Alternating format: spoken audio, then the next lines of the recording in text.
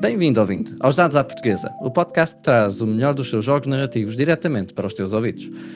Eu sou o vosso host de serviço, Michel Ventura, e comigo hoje tenho o prazer de estar a beber chá com o Helder Araújo, também conhecido na comunidade como a Máquina do RPG.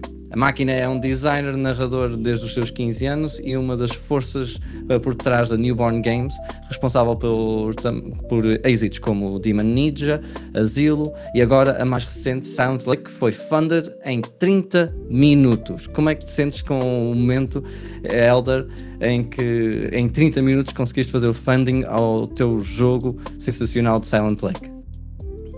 Olá, Michel, obrigado aqui pelo convite para tomar este belo chazinho, pá.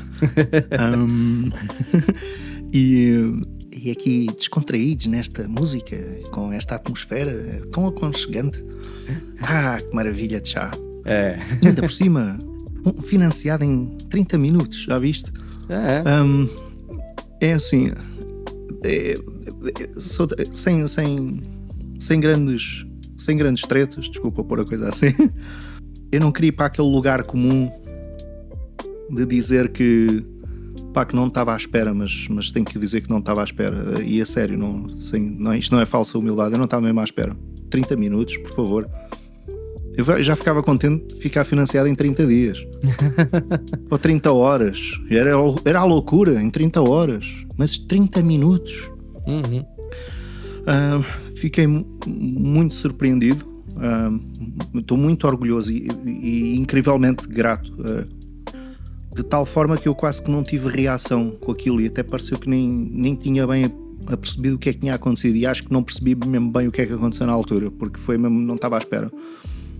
Na experiência do Demon Ninja, nós fomos financiados em 3 dias e para nós foi a loucura. Temos sido financiados em 3 dias, ninguém nos conhecia. Vamos fazer um jogo ainda por cima estranho como o Demon Ninja, com uma forte carga muito visceral, e não pensámos que as pessoas fossem gostar. Eu tinha um bom pressentimento, mas nunca pensei que em 3 dias.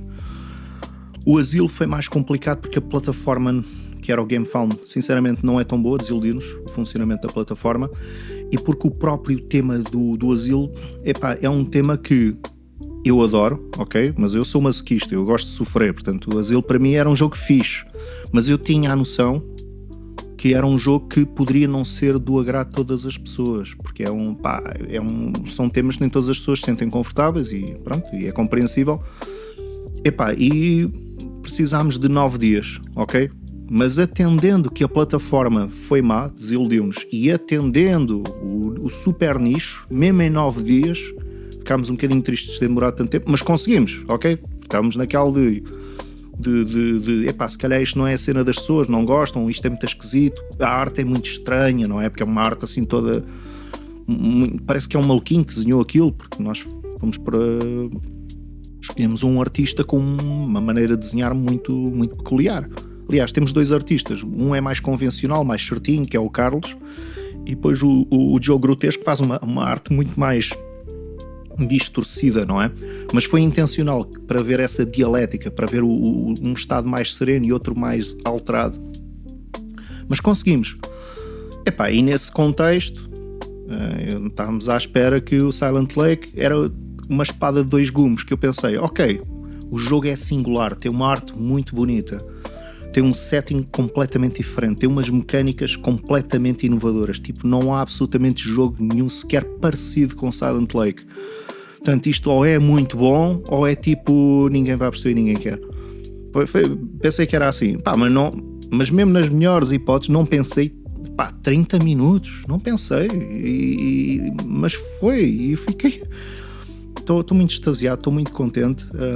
Repara, temos mais 29 dias pela frente, nós sabemos que vamos desbloquear, aliás, já desbloqueámos 3 stretch goals, porque na mesma, nós ficámos funded em 30 minutos, no dia seguinte tínhamos desbloqueado mais 2 stretch goals, ontem já foi mais outro, pronto. eventualmente eles vão se acabar, mas estamos muito, muito contentes. Claro que até ao lavar dos cestos é vindima, como se diz, mas eu estou muito, muito feliz, muito grato e sinceramente a processar. Ainda não acredito. Aliás, uma das coisas também que mencionaste antes era também a forma como tu tiveste também reduzir o Silent Lake de uma forma mais simples para quem estivesse a testá-la com o Dusk. E essa experiência é um feito herculano, primeiro de tudo, agarrar, entre aspas, no teu bebé, o Silent Lake, e depois estar a tentar fazer a forma mais simples e mais proveitosa para que uma pessoa pudesse entrar logo no mood e ter vontade de jogar Silent Lake a seguir. Como é que conseguiste fazer esse feito assim? Eu imagino a quantidade de anos que não deve ter sido. Não, demorei 2 anos a escrever o Dusk. Pronto. Porque é o seguinte, eu tive que pegar no Silent Lake, reduzi-lo, só que o problema é, quando tu tens um jogo que é rolar dados, somas um atributo ou uma skill e tens de ter aquele número ou mais, tu podes dizer isto de várias palavras, mas tu sabes que há uma cultura de jogo que vai perceber isto numa única frase. Se escreves mais assim, mais assado, com menos uma vírgula, todas as pessoas... Mas quando tu inventas uma mecânica em que não há absolutamente nada em que tu te baseares, tu não consegues fazer isto, tu tens que explicar tintim por tintim. E as inspirações de mecânicas do meu jogo é o Quem é Quem, o Cluedo e o Blackjack. Portanto, tem 0 de D&D. 0. Percebes? A inspiração do meu jogo não são roleplays. É o Twin Peaks, são estes 3 jogos e é os jogos de aventura gráfica dos anos 90 e a música dos anos 90. Isto são inspirações do meu jogo. Agora, como é que eu transformo isto em mecânicas? Como é que eu explico isto? Ele não é complicado, mecanicamente não é complicado, mas é diferente. Tu tens que esquecer coisas que jogas noutros jogos para perceber este. E então pessoas que nunca jogaram um jogo nenhum acham bué da fácil, porque não estão condicionadas por uma experiência prévia, não têm cultura de jogo e faz-lhes sentido. E pegar nisto e escrever um livro com estas regras já é o que é. Mas pegar nisto, com estas regras, escrever uma versão introdutória para ensinar o suficiente é quase como escrever o mesmo livro outra vez. E demais, o Silent Lake ainda por cima, tu estás a tentar descobrir o assassino. E é um jogo que, ao contrário de outros jogos que muitas vezes é algo que eu tenho uma história, outra, faço aqui uma campanha, o Silent Lake é um jogo feito para tu jogas sempre basicamente o mesmo cenário, só que tem imensa replayability, porque o assassino pode ser sempre diferente e a história acontece sempre de maneiras diferentes. Esse é o main game, mas depois há cenários pequeninos que são histórias satélite à volta da principal, caso queiras linkar tudo e fazer uma campanha. Mas a premissa dele não é fazer campanhas, mas dá, então tens pequenas histórias. E então o Dusk Embrace em alguns aspectos é o oposto, porque é uma história. É uma história porque é para te guiar. É mais linear. Sim, embora tenha ramificações, mas é uma história que te guia numa direção, porque ele está feito para te ensinar a jogar, e então não te pode dar logo tudo. E depois, porque como é uma demonstração, eu também não podia simplesmente oferecer o jogo, então tinha que ser qualquer coisa que fosse engajador o suficiente, mas interessante, e algo que, mesmo que as pessoas não jogassem mais nada, ele tinha que ser em si uma experiência gratificante, em si só, tinha que ser uma experiência que por si só já fosse fixe. E eu fiquei muito contente com o que fiz, porque acho que está uma história brutal, está uma aventura boa e normalmente as pessoas que jogam ficam com vontade depois, mas eu agora quero coisa, o Silent Lake, porque eu não posso ficar assim, eu não posso cair nesta angústia, isto não me dá, isto não me dá fecho, eu não me sinto bem. Sentem-se incompletas. Pronto, e foi isso. Portanto, tinha que cumprir estas funções todas, explicar o jogo, fazer-te apaixonar por ele, ter uma história que fosse brutal por si só, e que ainda não invalidasse a experiência do Silent Lake, mas pelo contrário, ainda fizesse tu quereres coisa. E então ele pode ser jogado como uma prequela, como uma introdução, se quiseres, que ele dá para linkar, e se tu jogares um e outro, podes fazer uma curta campanha, e se linkares outros cenários também. Eu depois um dia vou fazer um documento a sugerir uma ordem de cenários, mas pode sempre ser outra. Mas sim, é muito difícil, independentemente do jogo que é, Isto é um exercício. Eu convido os designers que estiverem a ouvir este podcast, experimentem fazer uma redução dos vossos jogos, porque pode acontecer que a redução se transforme no vosso próprio jogo. Tentar simplificar as mecânicas ou os mecanismos ao máximo. Sim. Não, aqui por acaso as mecânicas não simplificaram muito, porque ele já não é assim muito complicado, só que era mais porque as mecânicas de Silent Lake têm a ver com descobrir o assassino, e como no Dusk's Embrace não há assassino, tem que servir para outra coisa. No entanto, tinham que ser parecidas para um gajo perceber que só é isto, só que no Silent Lake é para descobrir quem é inocente. No coleto vais eliminando as pessoas que são culpadas, vai até chegar a hora ao culpado, tem essa inspiração. Só que aqui no Dusk, quando tens sucesso nas coisas, é para te levar a pistas para explorar outros sítios. Portanto, não havia muito para reduzir, mas o exercício de reduzir, que eu acabei depois por não reduzir assim tanto como tu isso, mas o exercício de procurar reduzir fez-me questionar coisas no próprio jogo e agilizá-lo e melhorá-lo. Nesse sentido, é por isso que eu digo que é um exemplo interessante. Mas há jogos por aí que se calhar iriam reduzir, ou mesmo que não reduzissem, como têm que ser agilizados numa escrita para um documento mais pequeno, acabam por ganhar porque tu vais cortar a gordura. Quando estás a inventar um jogo, no início tens muitas ideias. É da fixe, para um jogo tipo passado no futuro, uns gajos com umas armaduras e umas armas maradas a combater uns aliens. Epá, mas também quero que haja robôs gigantes. Robôs gigantes, gajos andam nos robôs. Epá, mas eu também quero que haja psionics e o caraças. E psionics, e naves, combates com naves e isso. E também quero que o jogo tenha exploração. Então, tu queres muita coisa no jogo. Então, numa fase inicial é bem da fixe, tens ideias. Mas depois há uma altura que tu percebes que sim, mas o jogo não era de uns gajos que andavam à luta. Sim, então e onde é que os psionics entraram já nisto? Isto agora já é exploração, mas isto é o quê? Starfield versão mesa ou é mesmo os gajos que andavam à luta? Pronto, e então tens que fazer sempre uma limpeza. Eu aqui usei uma metáfora de lore, mas podia ser de mecânicas. Mesma coisa, os jogos às vezes não têm um foco mecânico. E quando tu limpas, chega a uma altura que reduzes àquilo que é essencial. Ou seja, tu no fundo refinas aquilo em que o jogo é mais forte e descartas o que é mais fraco, aceitando que ele não tem que ser tudo. Aceitando isso. Então, sendo assim, quantas versões é que tu tiveste de Silent Lake desde tipo quando tu viste o episódio com o teu irmão, não era? O Twin Peaks? Sim, conheces essa história. Uma pessoa tem que estar atenta, não é? Exatamente.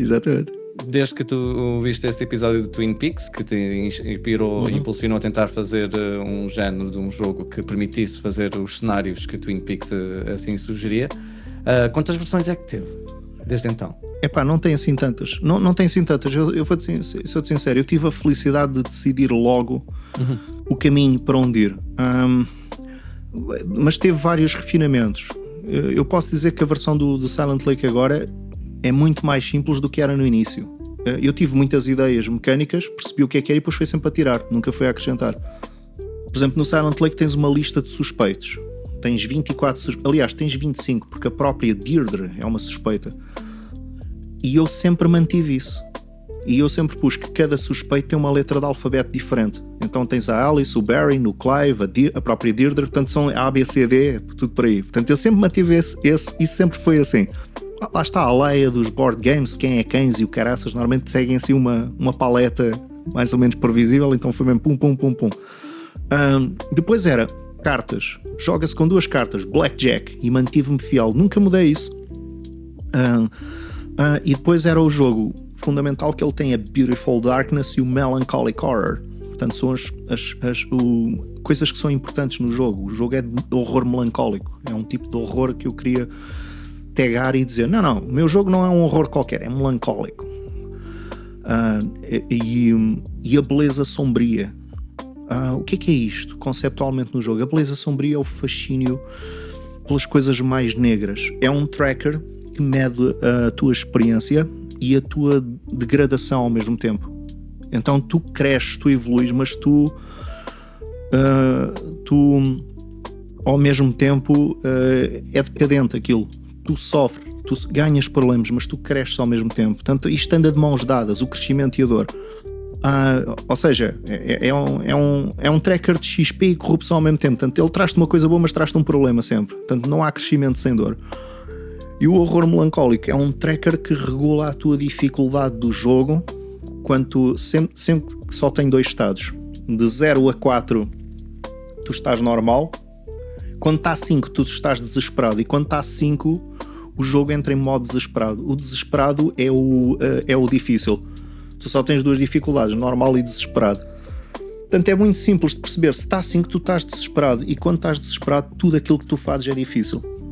Porque é um problema que tu tens. E para deixar de estar desesperado é pôr o Melancholic Horror outra vez a 4 ou menos.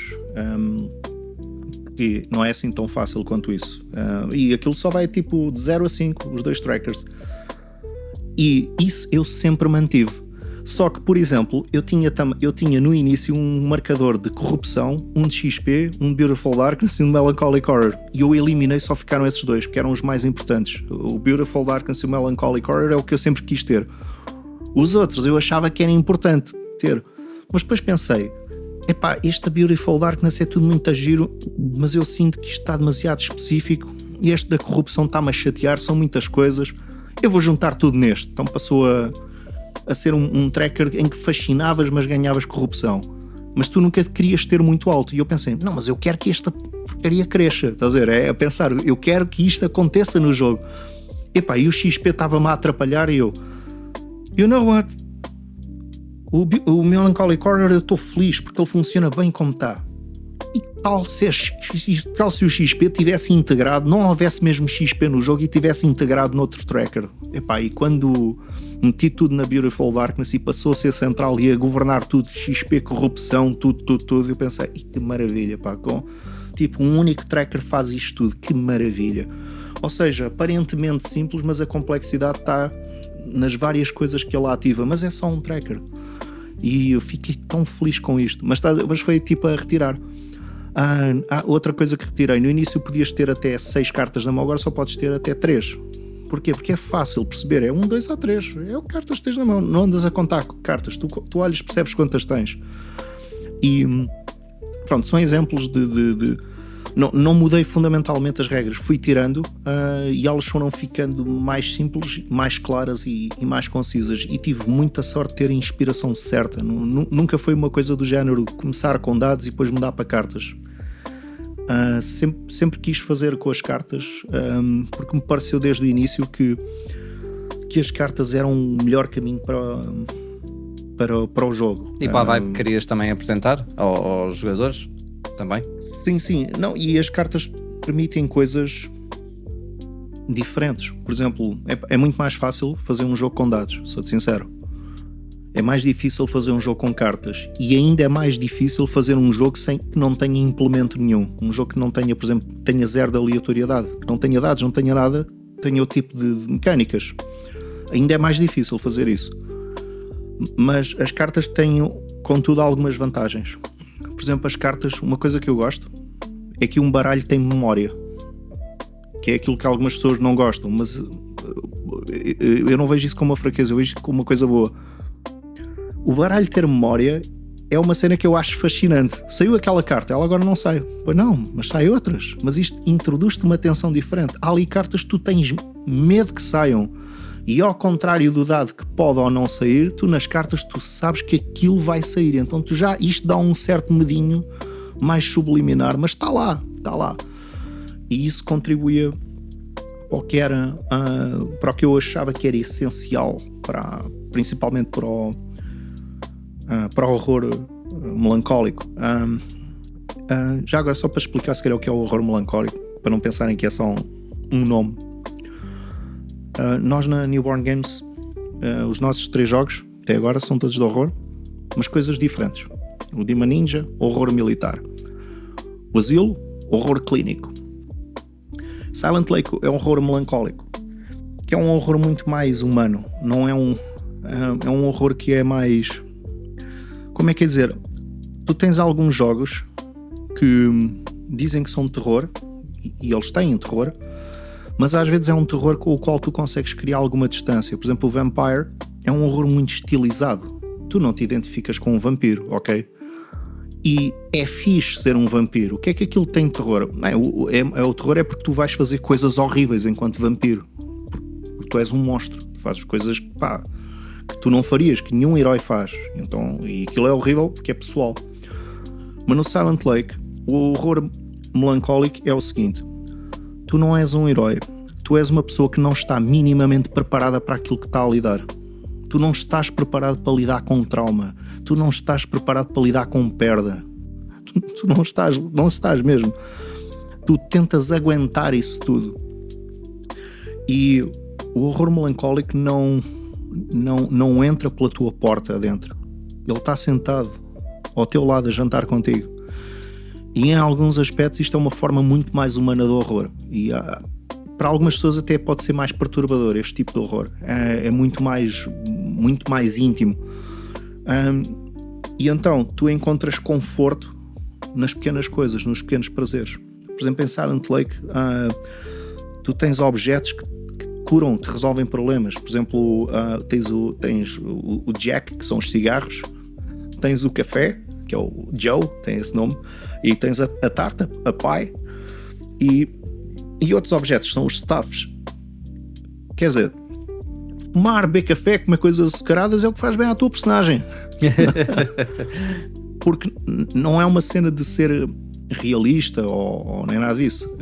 Tem a ver com a vibe surreal, neo-noir destes filmes dos anos 80 e 90, em que os gajos estão sempre ali a fumar e a comer porcarias, mas estão na boa e têm um grande estilo e não sei o quê.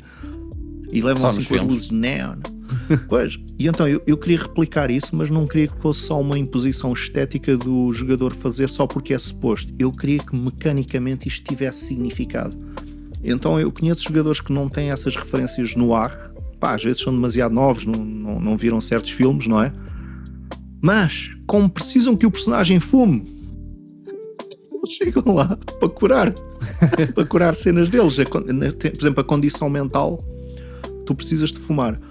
Então os gajos, eu chego lá, pego num Jack, fumo, antes de falar com o gajo, estou ali a curtir, a grande pausa, e depois é que falo com o gajo. Ou seja, depois incorporam isto na narrativa, porque era o que eu queria, mas eu tive que criar mecânicas para que isto não fosse só estético, fosse mecanicamente aliciante. Sim, irrelevante, estás a perceber? E então, mas isto inspira o jogador a integrar, porque eu vejo isto como essas coisas de cinema altamente cerimonializadas, quando tu vês os gajos assim, têm aquele tempo em que estão ali a beber e a fumar e o caraças, e eu queria pôr isso no jogo e queria que isso fosse altamente específico, mas com um grande significado. E estou muito contente com essas mecânicas que consegui, e as pessoas quando jogam sentem-se transportadas e na vibe. Tu com os playtests que fizeste na Roll Lisboa também, que eu me lembro também durante a Roll Lisboa, quando estava em Marvila, que tinhas lá feito uns quantos playtests, também sentiste isso? Que mecanicamente as pessoas viravam para esses mecanismos e conseguias fazer o ambiente do melancólico horror a ser com mais facilidade? Ou tiveste te adaptar consoante os jogadores que apanhavas? Não, de uma forma geral as pessoas percebiam e quando ao perceberem eu senti, ok, estou na direção certa porque eles estão a alinhar nisto, mas fui refinando, ou seja, não quer dizer que aquilo estivesse exatamente na mousse logo no primeiro playtest, não, mas já estava na direção certa e tive a felicidade das decisões que tomei cedo, já estavam a encaminhar para a direção certa. Podiam às vezes não estar totalmente acutilantes ou não estarem exatamente todas lapidadas, mas já estava na direção certa, porque havia pessoal que usava os objetos e às vezes ria-se, tipo, isto é assim, o meu personagem está sempre a fumar, está sempre a fumar. Mas isto é assim, mesmo que um jogo seja pesado e denso emocionalmente, as pessoas vão sempre a rir, é normal. No Vampire, quando tens um Messy Critical, tu riste, porque aquilo é tipo, pronto, eu não queria fazer isso, mas ups, agora olha, alguém vai morrer ou vai acontecer aqui uma desgraça, eu não queria fazer, mas olha, calhou. Tu riste com isto, tu sabes que é uma desgraça, mas pronto. E mesmo no asilo, tens aquelas situações às vezes desesperadas, quando ele acumula muitos comportamentos, há uma altura que já é completamente incomportável pôr o personagem como é que tu sustentas todos aqueles comportamentos no mesmo gajo ao mesmo tempo? E riste com isso. Mas isso é um escape normal, é uma reação até neurológica. É usar o humor para poderes lidar com as situações mais pesadas.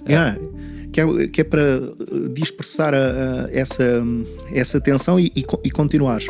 E percebi que no Silent Lake acontecia isso. Os gajos estavam compenetrados, estão a levar a sério, mas depois riem-se com essas coisas porque estão a constatar, tipo, rica vida que este gajo está a ter. Quer dizer, está aqui a fumar, a comer donuts, a beber café, a comer tarte. Sim senhor, ele assim não vai aguentar. Só que no jogo é ao contrário, ele assim é que aguenta. Porque é assim, um bocadinho como na vida real, embora o jogo não tente ser real, ele é surreal, ok? Ele vai pela vibe surrealista e não pela vibe realista, mas a piada é que o surreal assenta sempre no real.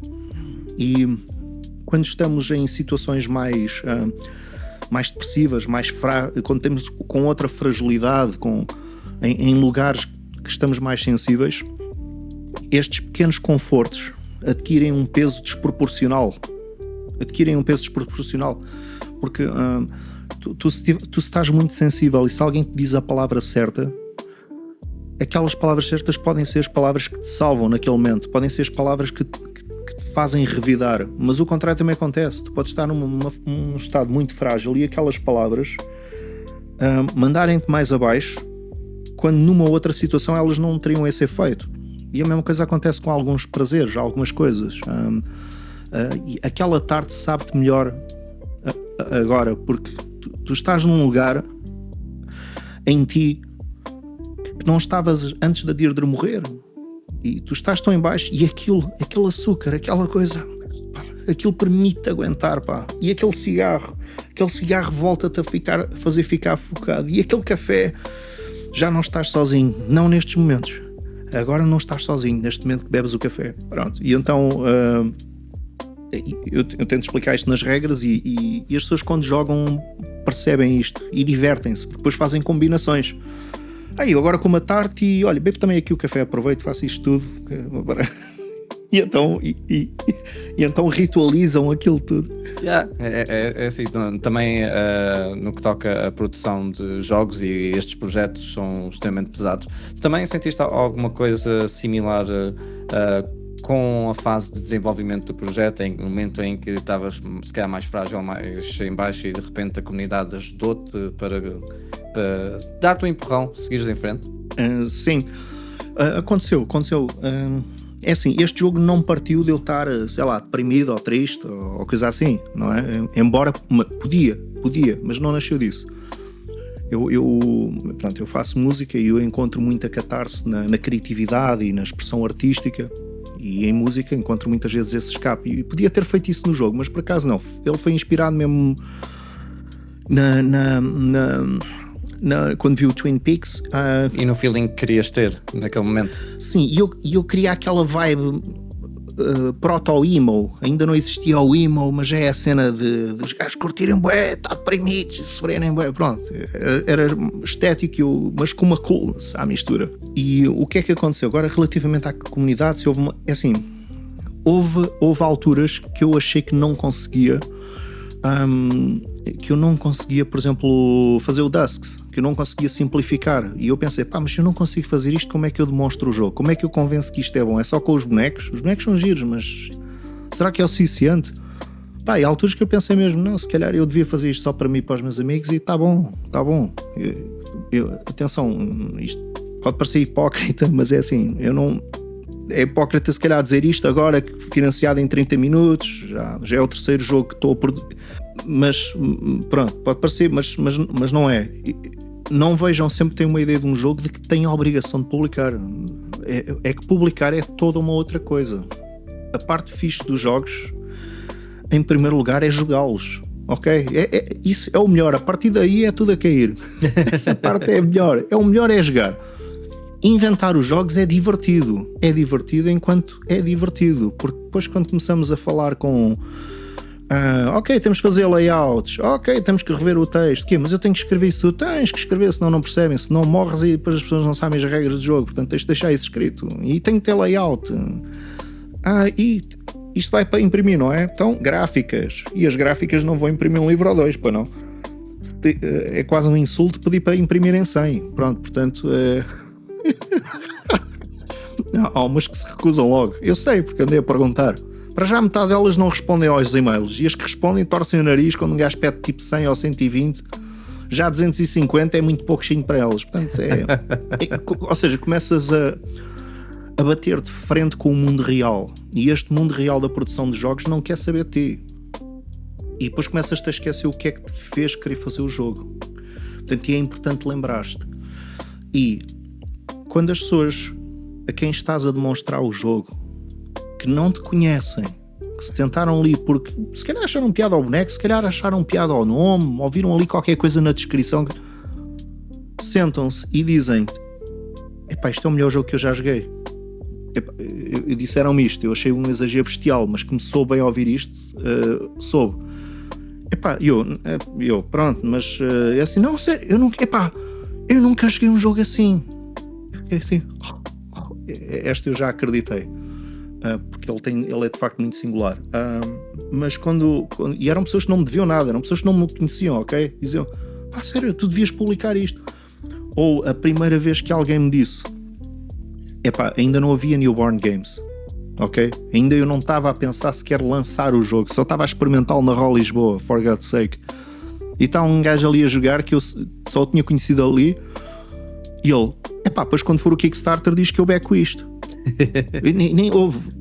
Quando alguém me diz isto, eu pensei: eu se calhar acertei aqui em qualquer coisa. Houve um que foi um casal que não me conhecia e tal, eles foram lá naquela, queriam experimentar, as mesas estavam todas ocupadas, apareceram no meu jogo, acharam piada às cartas e tal, estavam ali a jogar, e depois no final ele disse assim: daqui a um ano quero jogar isto outra vez, porque eu sinto, isto foi logo no primeiro ano que eu estava a desenvolver, isto já está muito bom, eu sinto que isto daqui a um ano vai estar muito melhor. Tu tens aqui qualquer coisa, tu investes nisso, tu tens aqui qualquer coisa. Repara, não são críticos, não são gráficas, não é ninguém da indústria que diz isto. São as pessoas que estão a jogar. E nunca te podes esquecer que estas pessoas que estão a jogar é que têm a opinião mais isenta e mais sincera de todas. As outras pessoas que trabalham em gráficas e indústrias, têm editoras, têm um desfazamento disto. O que estão interessadas é em ganhar dinheiro. O que estão interessadas é como é que podem ganhar dinheiro, ou se tens alguma coisa que lhes possas dar para elas ganharem algo. Isto é muito feio, mas é isto que tu descobres quando começas a querer publicar o jogo. É isto que descobres.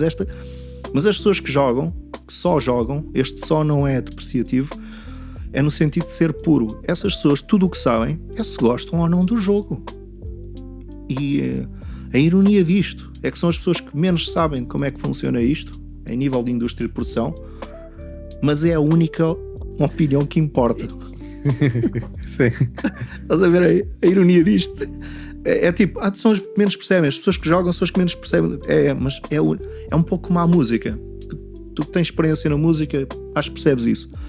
Aquelas pessoas que não tocam instrumentos não percebem nada de música, mas ouvem-te a tocar e dizem que a música é bué da fixe. É completamente diferente daquele gajo que sabe teoria musical e dá 3 voltas para explicar porque é que aquilo afinal não é assim tão bom. É completamente diferente. É que as pessoas que só ouvem música, tudo o que sabem é se aquilo lhes toca nos sentimentos. E depois aí questionas, e não é isso que interessa? É preciso tirar um curso para perceber a tua música, ou se eu conseguir tocar no coração... É só o feeling. Sim, exato, se eu conseguir tocar no coração de alguém que não tem nenhuma informação sobre isto, mas que objetivamente sabe dizer o que é que aquilo lhe transmite, não é tão mais universal, não é tão mais bonito isso? E nos jogos é um bocado isso. Eu não conheço o autor, não conheço, nem sei qual é a fábrica que faz isto, não sei nada, olha, nem sei bem o nome do jogo, só sei que joguei isto e achei que isto era giro. É tão mais interessante. E foram esses momentos que me fizeram tipo, não, eu tenho que fazer isto. Dar combustível e ser o teu pai nos momentos em que precisavas. É isso, mas é muito importante e é nunca te esquecer disso. Depois, quero com isto dizer o quê? Se um gajo não aguenta o processo de tenho que meter cá fora o jogo, produzi-lo, contactar gráficas, angariar dinheiro, fundos, dar visão. Se tu não aguentas isso, continua a ser válido fazer o jogo, mesmo que seja para os teus amigos. Isso não é errado, isso é bom e isso não é insuficiente. Um jogo não é menos jogo só porque não está cá fora. Ele é mais jogo pelas pessoas que toca, pela felicidade que lhes traz.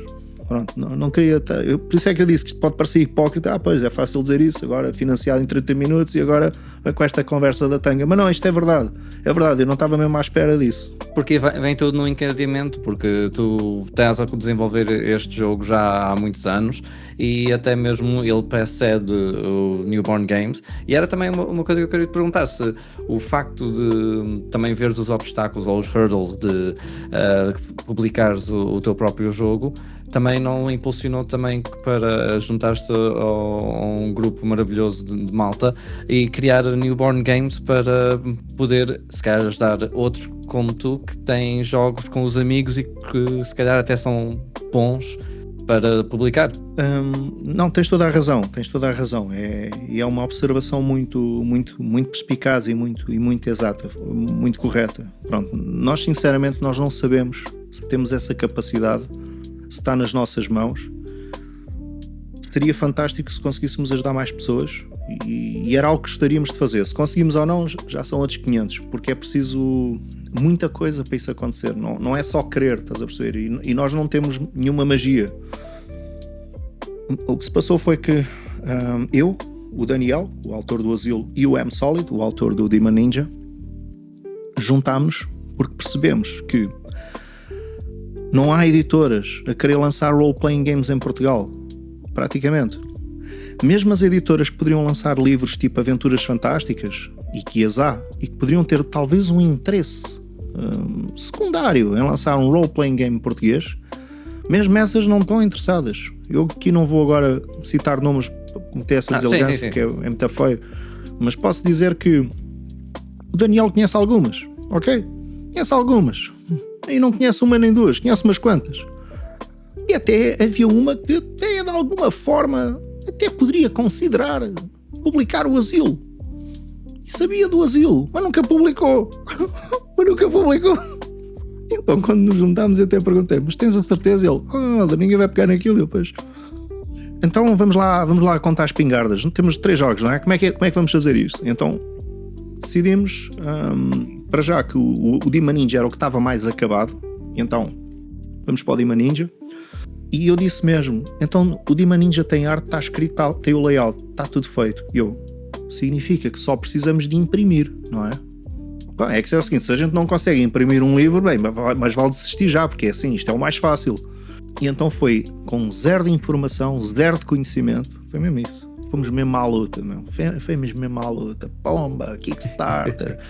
Pumba, contactar editoras, pumba, contactar gráficas, tudo negas. Quando finalmente tínhamos o dinheiro, isto é completamente ridículo, mas é mesmo assim. Tínhamos o dinheiro, eu vou ter com as gráficas, mais de metade nem respondem, deviam pensar que eu estava a gozar. Há uma que até diz, assim a medo, o preço, que era assim uns bons milhares, não é? E eu, está bem, então vamos lá imprimir. Então, mas quer isto era tipo em maio. Mas quer isto para quando? Para ontem? E eu, não, eu quero, não, é para outubro, é para a Ró Lisboa, não, eu não quero nada feito à pressa. Está bem. Eu assim pensar, não me digam que isto é tudo, não me digam que o standard da indústria é isto, é tudo para ontem. É que eu lembro da senhora dizer, para ontem, não é? Eu, não, então, mas eu quero isto bem feito, não quer que há coisas, não, isto é com calma, então. E depois nunca me falavam para pagar e eu disse, aqui qualquer coisa, olha, é assim, como é que é para pagar? Como é que quer? E eu, então tenho aqui o dinheiro pago.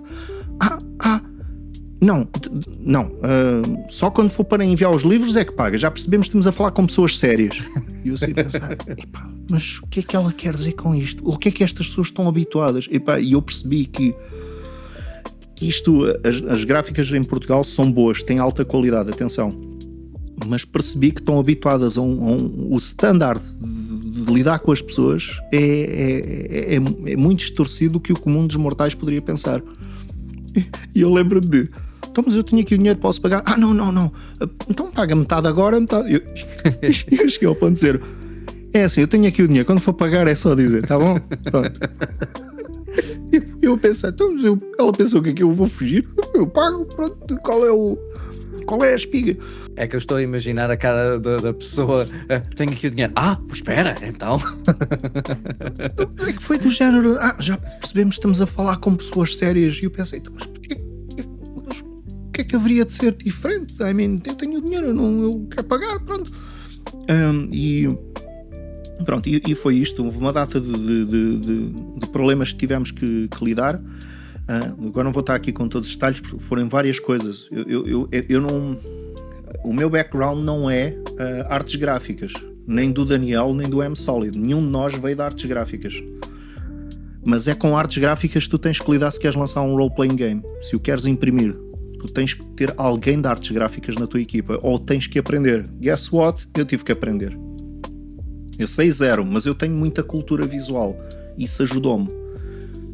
Ou seja, eu tenho a noção de cores, de enquadramentos, eu tenho uma enorme cultura cinematográfica e gosto de fotografia, gosto de arte, e isto ajudou-me a ter referências, mas eu não tenho um estudo formal de artes gráficas. Eu engano bem na forma como faço os layouts, porque eu tenho outras referências e porque andei a ver muitos tutoriais.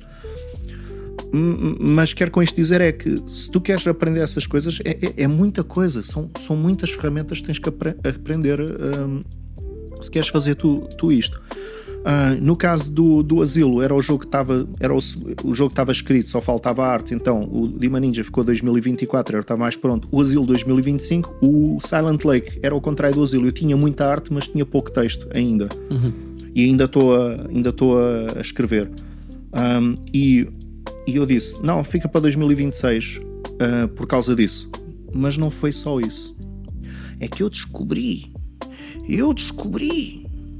que o calendário 2026, nesta época, do crowdfunding, é igual a 1992. Epá, eu quando vi isto, eu disse aos gajos, epá, eu não sou do além nem nada disso, mas epá, ouçam, eu não posso brincar com isto. O calendário é igual, pá. Isto vai ter que ser em 2026 e vai ser nesta data. Desculpem. O crowdfunding vai acabar no dia que a Deirdre morre. Ela morre 15 de maio. É exatamente quando vai acabar o crowdfunding.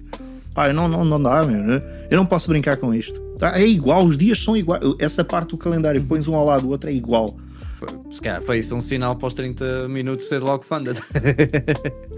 Pois, sei lá. Eu pensei... Nós temos que decidir uma ordem na qual dos jogos. O meu fica em terceiro por causa disso. Eu sei que isto não é racional. Eu sei que isto não é... Até o M-Solid, que é um gajo muito mais racional que eu, disse logo, não, Helder, tem que ser... não, isso tem que ser nesse ano. E ele disse logo que ia ser um grande sucesso. E a Nikita também aprovou, suponho. A Nikita aprovou com um carimbo, que has de ver o carimbo da Nikita. Qualquer dia a Nikita manda-te um carimbo, que a Nikita tem um carimbo de aprovação que usamos nos nossos chats. Caro ouvinte, se quiser saber quem é a Nikita, vá ao site da newborngames.pt, está lá. A Nikita, portanto, é controladora de qualidade. Se ela disser que não está bom, porrinhão, este jogo não me presta, porrinhão. Se ela disser isto é porque não... o jogo é automaticamente rejeitado. Nem sequer se pode voltar a tocar no assunto. E a Diana também, que vos tem ajudado também como assistant producer. Sim, e especialmente também, mas o foco dela... é estratégia. Ela assiste na parte de produção, mas a maior função dela tem a ver com estratégia. Ela tem uma noção e isto ajuda-nos. Ela tem uma capacidade de pensar fora da caixa e de ver as coisas, essas dinâmicas que acontecem ao nível das redes sociais, ao nível das tendências das massas. Isto é muito importante, este tipo de observação, e é difícil tu teres esta visão quando estás a produzir o teu jogo, porque tu não és isento. Esquece, eu não sou nada isento no meu jogo. Eu tento afastar-me, eu tento pôr-me no lugar dos backers, atenção. E eu acho que de uma forma geral consigo, mas depois há coisas que eu já não consigo afastar mais do que um certo ponto, porque a uma altura tens que ver a massa de pessoas que está a ver isto, e ela consegue fazer isso muito melhor do que eu. Tu tocaste aí num ponto tem a ver com ajudar outras pessoas. É assim, foi uma das coisas que discutimos logo, foi, nós depois destes 3 anos, porque pensámos logo, um jogo por ano, nestes primeiros 3 anos, a bem ou ao mal, sejamos bem sucedidos ou cometamos muitos erros, o MSolid disse logo isto, nós vamos ficar com um enorme conhecimento, porque vamos estar a tocar em 3 plataformas diferentes de angariação de fundos. Quem é que faz isto? Eu não estou a dizer que somos os únicos, há de haver quem tenha, mas eu não conheço ninguém. A maior parte das pessoas que eu conheço, game designers, nem numa tentou, quanto mais em 3. Portanto, isto dá-te uma noção. Claro que isto implica estar disposto a cometer uma data de erros, que elas têm pontos fortes e fracos, e quando tu conheces uma, ficas ali sossegadinho, porque pelo menos sabes como é que aquela funciona, porque elas estão cheias de armadilhas. Portanto, ir a 3 diferentes foi mesmo pisar o campo de minas e rezar para voltar de lá sem pernas. É de malucos, nem toda a gente faz isto. Mas ao menos vocês agora têm um mapa para ajudar com queira que... Nós sabemos, não é à prova de bala isto, e atenção, há uma série de erros, há uma série de armadilhas, há uma série de coisas, isto não está dito em lado nenhum, as pessoas romantizam isto, que é fácil, isto não é pôr um projeto, ir dormir no dia seguinte, olha, está becado, e voltar um mês depois, quer ser tanto dinheiro que agora... é muito mais do que isso. Sim, nós estamos munidos agora de algum conhecimento e nunca se sabe tudo, atenção, há sempre problemas, há sempre coisas. Mas uma coisa que percebemos foi, há muitos designers em Portugal em potência que querem lançar um jogo e têm que ser elucidados, ou no sentido de os gerir e ajudar a chegarem lá, ou no sentido de perceberem até onde querem ir. Porque vamos lá ver, tu tens pessoas que querem inventar um jogo, mas se calhar se soubessem o que têm que panar para publicar, se calhar não quereriam publicar, mas querem na mesma escrever o jogo, nem que seja uma edição de autor, e ficam felizes com isso.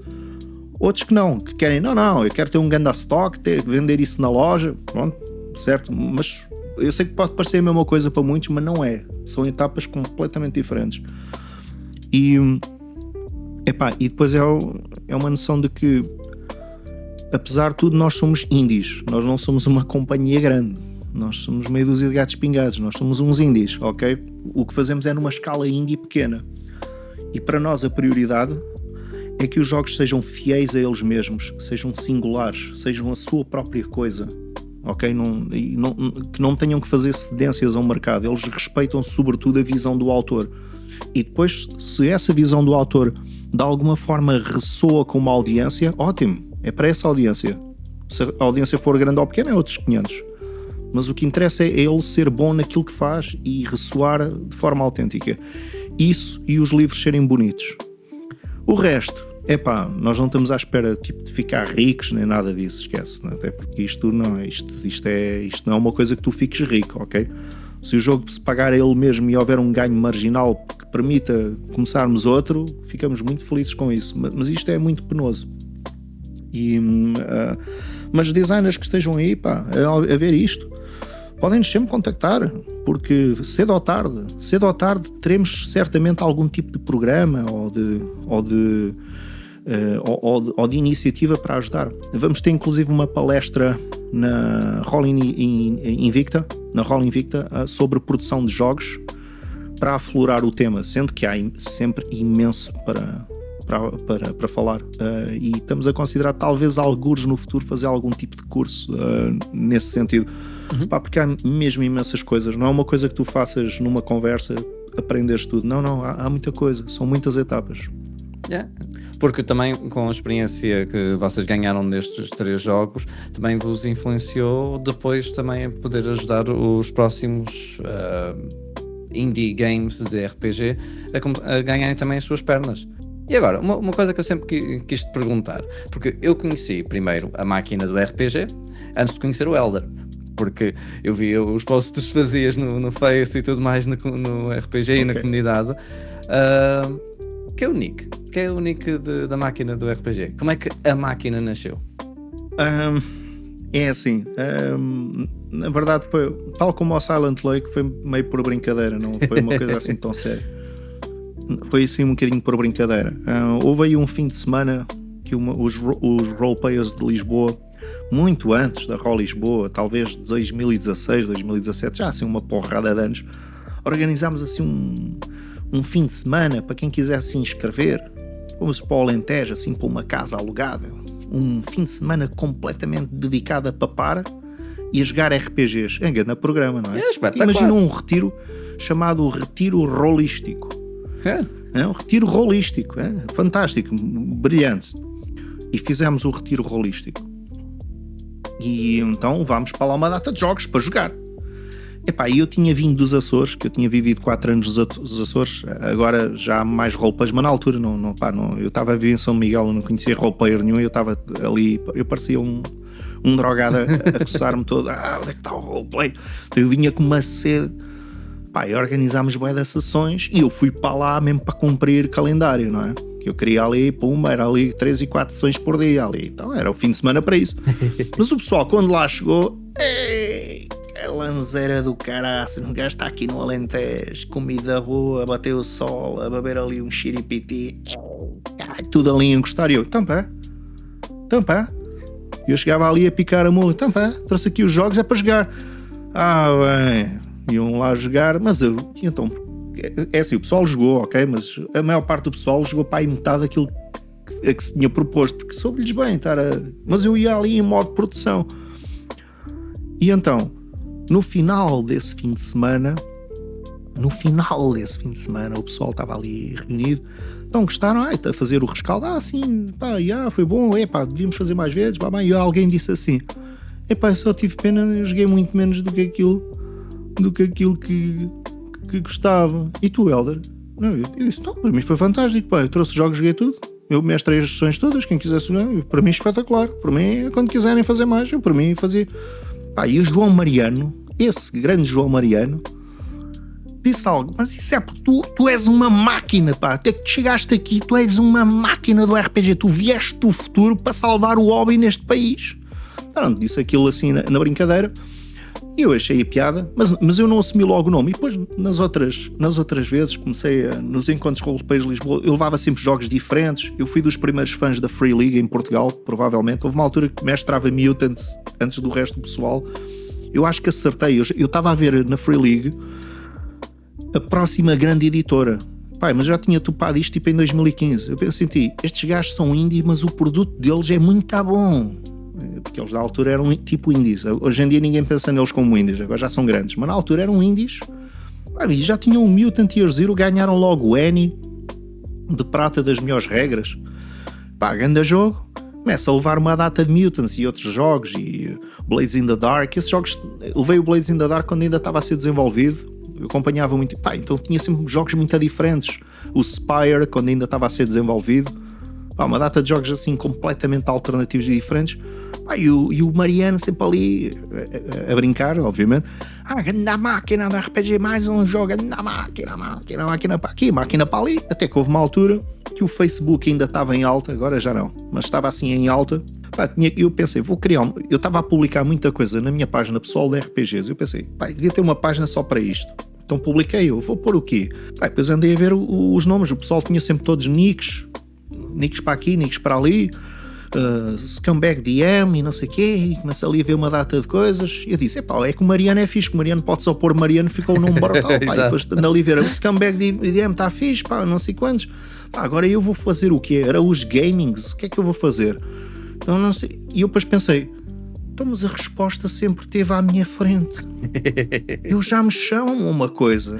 Eu pus máquina do RPG e depois até paguei à Ana Paz para me desenhar lá o boneco da máquina do RPG. Que é alguém do futuro a voltar para trás. Sim. E então fiz isso, mas sem pretensões nem nada. Foi naquela da brincadeira, mas assim que pus isso, aquilo apareceram logo coraçõezinhos, porque pronto, era a brincar, e depois ficou esse nome. E depois pensei, pronto, é o meu nome artístico, por assim dizer. Foi disso, foi dessa história. Foi uma história engraçada. Altamente, meu. Não que me veja uma grande máquina, nada disso. Até há pessoas que fazem muito mais sessões que eu, mas na altura eu fazia muitas, de facto. Era uma grande máquina na altura. Bem, então só para nós fazermos um bocadinho wrap-up da hora do chá, falarmos novamente de Silent Lake. qual é que foi o momento ou alguma experiência que tiveste enquanto mestravas Silent Lake que tenha-te ficado assim na memória? Seja em playtest, seja com os teus amigos, algo que ficou guardado no coração? Há várias.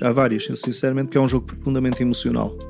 Mas posso dizer, esta é só porque é mais recente, não é que seja necessariamente melhor que as outras, mas é muito boa. Foi a última vez que joguei foi com o André Tavares e com o Nuno Teixeira. Eles sinceramente assimilaram as regras no instante. Isto é o que dá roleplayers profissionais a outra louça, pá. Eles toparam logo as regras todas, então assimilaram. Estavam a jogar aquilo muito rápido e eu pensei que ia ter que fazer uma versão mais contida, mais reduzida, porque não havia muito tempo. Não, jogaram muito rápido. E então eles estavam a jogar e o Nuno Teixeira faz de uma rapariga que é a rival da Deirdre, e a mãe dele era amante do personagem do André, que era um mecânico. E então eles andavam a tentar descobrir o assassino, e no final, atenção que o assassino é aleatório, nunca é sempre o mesmo, portanto podes jogar várias vezes Silent Lake e serem sempre resultados diferentes, é como ao Cluedo. Então no final daquilo, algures a meio, o André morre ali com uma triple de heroína, mas ele sabe que foi alguém que o injetou, e então ele morre. E no final do jogo eles descobrem que quem matou a Deirdre foi a mãe do Nuno Teixeira, do Nuno Teixeira, ou seja, da personagem do Nuno Teixeira, da rapariga, que ele fazia de uma rapariga, que era amante do André Tavares e que o matou com uma overdose de heroína e que foi a assassina da Deirdre. Epá, isto foi assim uma coisa, e ele no final vai confrontar a mãe. E então, embora o Nuno, a personagem dele, aquilo são arquétipos, ele estava a fazer da rival da Deirdre, mas tu decides relações, e ele decidiu que, na verdade, embora ela fosse rival, ela era apaixonada pela Deirdre. E no final ele confronta a mãe porque é que a mãe fez aquilo. E a mãe estava a dizer, isto é muito fácil, eu também tive 17 anos, eu também já fui a rapariga mais bonita desta cidade. E é fácil ver a minha beleza a ir-se embora. Ainda por cima ela é uma fallen artist, portanto ela está decadente, ela tem um problema mental, ela está muito frágil, e então tem inveja das jovens raparigas, especialmente da Deirdre. Ela a dizer isso, e depois ela confrontou: mãe, tu mataste o amor da minha vida. Pô, mesmo faca e alguidar. E a senhora ficou assim toda. E depois ela pega nas malas, vai para o carro, e eu perguntei: mas vais tentar dissuadir a tua mãe para se entregar às autoridades? E ele: não, eu vou deixá-la fugir para o México. Ela mete-se no carro, baza, e depois, antes de ir embora, diz à filha: podes continuar a pedir os cheques ao teu pai até aos 21 anos. E depois o Nuno fez que 4 anos depois, que esta tinha 17, está ela a carregar um carro assim todo podre de velho que ela comprou. Fizemos tipo uma outro, a carregar o carro. Ela já está assim um bocadinho mais crescidinha, está a acender um cigarro. Sim, esta rapariga, 17 anos, fartou-se de fumar na aventura. E depois pega no cheque do pai e queimou com o cigarro, mete-se no carro e vaza. Este momento estas coincidências que houveram na história de estar tudo ligado, o personagem do André morre, quem matou foi a mãe, quer dizer, a mãe andava enrolada com o gajo, era a mãe do André, e matou o amor da vida dele. E eles estavam deliciados com estas ligações todas, com este faca e alguidar todo, este drama, e cada vez que eu vejo isto a acontecer na mesa, e as pessoas maravilhadas porque estão a ver tipo uma dessas séries completamente emocionais, cheias de revelações, e o jogo joga-se muito assim, quando percebo que as pessoas estão a jogar isto da maneira certa, estão mesmo a agarrar a coisa desta maneira e a deliciarem-se com estas reviravoltas, com as coisas mais como é que eu ia dizer, mais pesadas. Sim, sórdidas. Era esta a palavra que eu procurava. Eu depois edito, não te preocupes. Quando encontram um prazer nesta sordidez, desta perfídia que há entre as pessoas, ficam todos maravilhados, e que eu fico tão feliz quando as pessoas encontram maravilhamento nisto, porque eu percebo, isto que estão a sentir noutros jogos é muito mais difícil acontecer, porque noutros jogos pode ou não acontecer, não é tema, pode ou não acontecer derivado do roleplay. Mas no Silent Lake eles mecânicas potenciam este tipo de coisas, e quando os gajos encontram isto e deliciam-se, eu fico tão realizado, tão feliz, porque percebem, ok, mergulharam neste mundo e perceberam e deixaram-se levar e divertiram-se com esta série imaginária dos anos 90 na cabeça deles a acontecer no seu canal. A imersão ao máximo. Sim, eu fico mesmo feliz com isso. Pronto, esta foi a última assim recordação fixe que tive nos playtests. Tenho várias assim, mas esta última é recente, e então estou muito, muito grato a esses jogadores. Ok, altamente. Olha, então, sendo assim, tens alguma coisa que queiras dizer especificamente ao ouvinte deste episódio? Claro, pessoal, quem possa estar interessado, quem tenha curiosidade, vá ao nosso Backer Kit. Se nada mais, o simples facto de fazerem follow, podem fazer download do Dusk's Embrace, que é um módulo introdutório que eu muito em breve até o vou atualizar para estar ainda melhorzinho, com mais dicas, mais sugestões, porque podem nesta altura experimentar esse módulo sem pagar absolutamente nada. Podem fazer download e mestrá-lo para os vossos amigos, e tudo aquilo que precisam é de um baralho de cartas normal, porque embora o Silent Lake tenha cartas próprias, o Dusk's Embrace está feito para ser jogado com cartas normais. E se sentirem que querem experimentar um jogo diferente, que querem apoiar um jogo diferente, nesta altura é quando o podem fazer melhor, é quando o podem fazer gastando o mínimo dinheiro possível e terem-no antes de toda a gente, porque se isto correr bem, este jogo será entregue na Roll Invicta e na Roll Lisboa, mas não deste ano, que ele ainda tem que ir para a fábrica, mas será entregue em mão, até podem poupar os portes, está bem, pessoal? Ou optarem pela versão digital. Portanto, se isto vos interessa, se esta coisa da nostalgia, se esta coisa do romance mórbido, se os vossos sonhos completamente estilhaçados em ecrãs de prata, se isto vos diz alguma coisa, se isto ressoa, Silent Lake é para vocês. E tem até o dia da morte de Deirdre para poder juntar-se ao Backer Kit, como disseste aqui, e no Triângulo. Fantástico. Obrigado. Isso mesmo, dia 15, pá, pessoal, não deixem a Deirdre morrer sem backar o jogo, pá, se faz favor. É, exatamente. não fiquem de fora, ajudem também. Coitada da moça, pá, não deixem morrer sem isso, pelo menos. Exatamente. Bem, obrigado, Helder, do fundo do coração, de juntar-te a esta hora do chá comigo. Obrigado eu pela oportunidade. Então, agradeço novamente por estares aqui, e obrigado, ouvinte, por estares a ouvir esta conversa até ao fim. Tu és o máximo, não te esqueças. Vai ao Backer Kit da Newborn Games para te juntares ao comboio e ajudares a Silent Lake a vir ao de cima e a passar todas as metas. O jogo já está neste momento financiado, já desbloqueámos o baralho de cartas, ele está muito próximo de desbloquear todas as cartas e ser um baralho bem chorudo, e neste momento quem backar o jogo, as cartas vêm juntamente com o livro e não precisam pagar mais por isso, ok? Portanto, aproveitem agora que está, agora é que está bom, pá. Pessoal, vemo-nos no lago. Vemo-nos no lago e até à próxima.